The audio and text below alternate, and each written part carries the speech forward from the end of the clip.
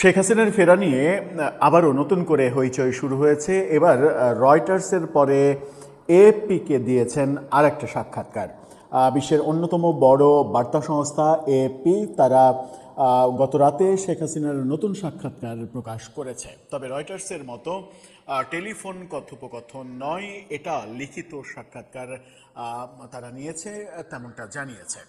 এএফপিকে আবারও দেশে ফেরার কথা শেখ হাসিনা জানিয়েছেন এবং তিনি দেশে ফিরছেন। সেই ক্ষেত্রে তার তিনটা ভাবনার কথা তিনি বলেছেন। এএফপিকে দেয়া সাক্ষাৎকারকে নিয়ে বাংলাদেশ এবং ভারতের গণমাধ্যম সহ বিশ্বের বিভিন্ন গণমাধ্যম এরই মাঝে খবর তৈরি করেছে। কারণ বার্তা সংস্থা এএফপি, রয়টার্সের মতো বার্তা সংস্থাগুলোতে যখন কোনো রিপোর্ট হয়, সেই রিপোর্টকে সোর্স ধরেই বিশ্বের বিভিন্ন গণমাধ্যম রিপোর্ট তৈরি করে, এটাই নিয়ম, সেটাই হয়েছে।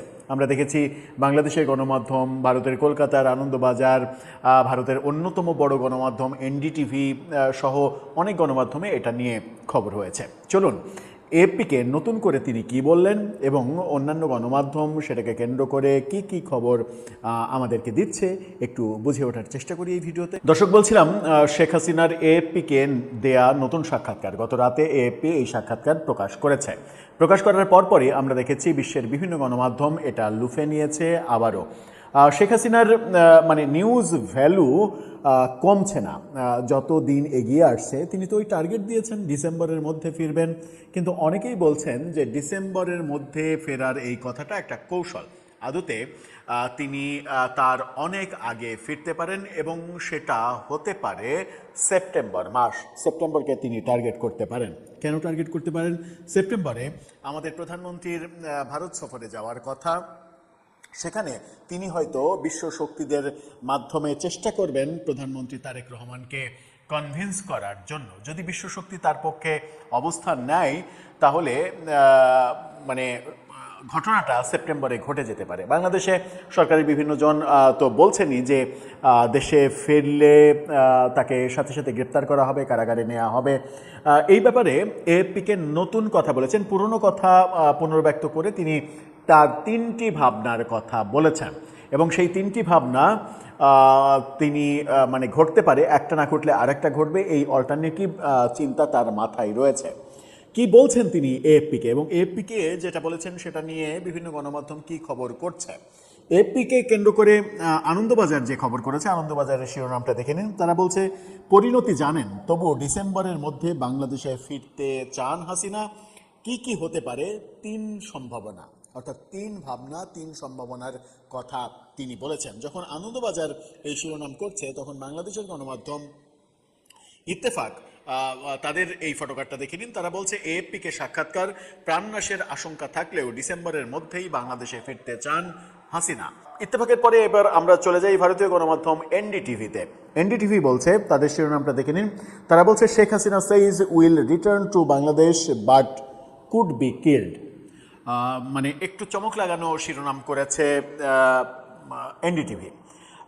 মূলত এএফপিকে তিনি কি বলেছেন? বাংলাদেশের আন্তর্জাতিক অপরাধ ট্রাইব্যুনাল হাসিনাকে মৃত্যুদণ্ড দিয়েছে।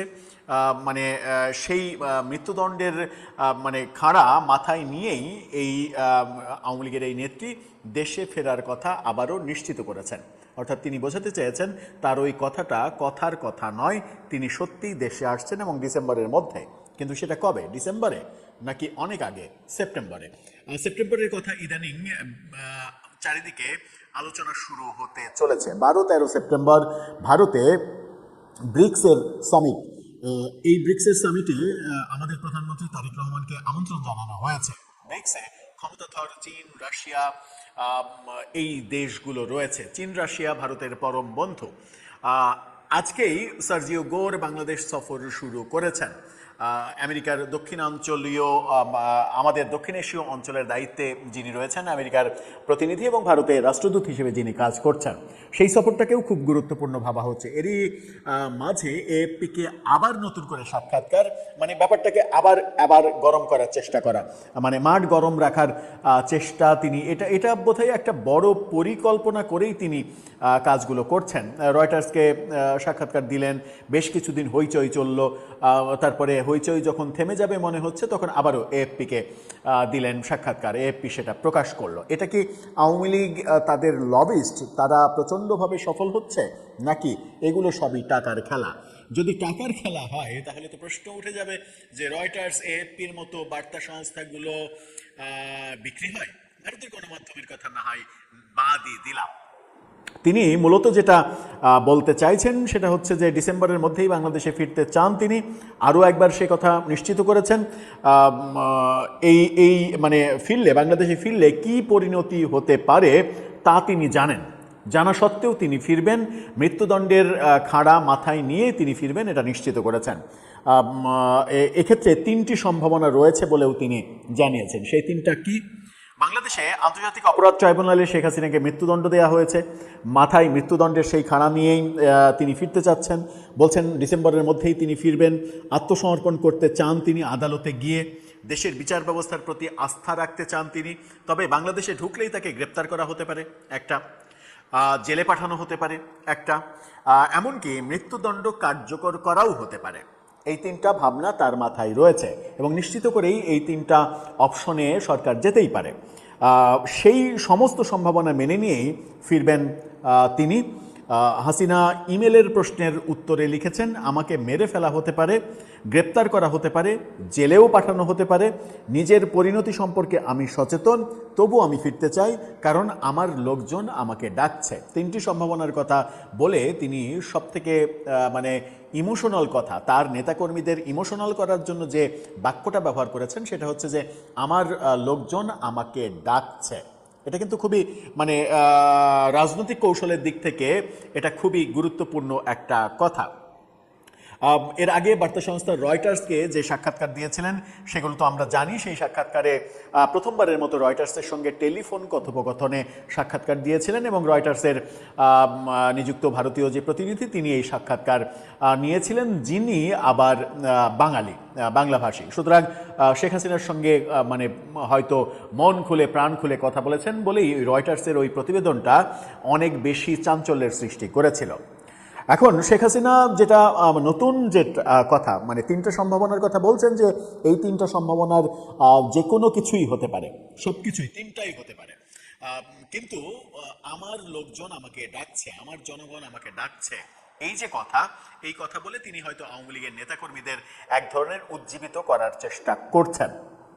কিন্তু যে আলোচনাটা সব থেকে গুরুত্বপূর্ণ সেটা হচ্ছে যে সামনে দুটো মানে ব্যাপার রয়েছে। মানে সার্জিও গোর্তো আজকে সফর শুরু করছেন। এই 3 দিনের মধ্যে রাজনীতির প্রেক্ষাপট কোন দিকে যাচ্ছে সেটা মোটামুটি একটা ধারণা পাওয়া যাবে।